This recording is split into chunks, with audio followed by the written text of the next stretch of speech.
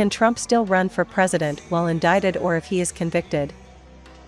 Nothing stops Trump from running while indicted, or even convicted, the University of California, Los Angeles law professor Richard Hassan told. The Constitution requires only 3 things of candidates.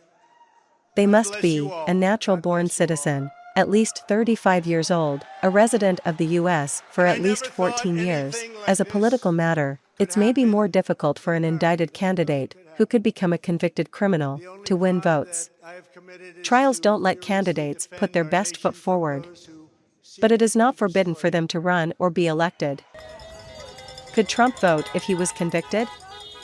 If he was convicted of a felony in New York, Trump would be barred from voting in his adoptive home state of Florida, at least until he had served out a potential sentence.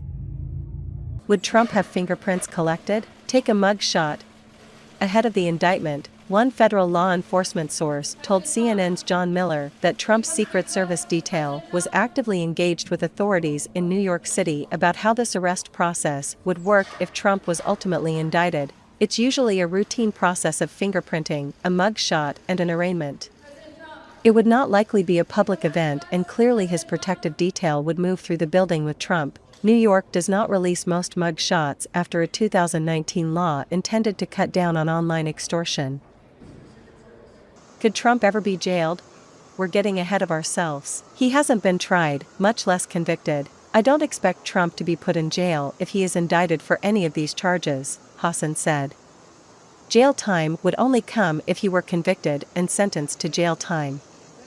The idea that Trump would ever see the inside of a jail cell still seems completely far-fetched. Hassan said the Secret Service would have to arrange for his protection in jail. The logistics of that are mind-boggling. Would agents be placed into cells on either side of him? Would they dress as inmates or guards? Top officials accused of wrongdoing have historically found a way out of jail. Former President Richard Nixon got a preemptive pardon from his successor, Gerald Ford. Nixon's previous vice president, Spiro Agnew, resigned after he was caught up in a corruption scandal. Agnew made a plea deal and avoided jail time. Aaron Burr, also a former vice president, narrowly escaped a treason conviction. But then he left the country. The case where Trump has been indicted, apparently involving cover-up of hush money payments, may not be the kind of crime that would lead to jail time. Judges have very broad discretion in whether to sentence a person to prison and for how long, said CNN senior legal analyst Elie Honig in a video explaining why it's difficult to send powerful people to prison. He added that any conviction would surely be appealed, and that process, particularly when it features a former president, could go all the way up to the Supreme Court.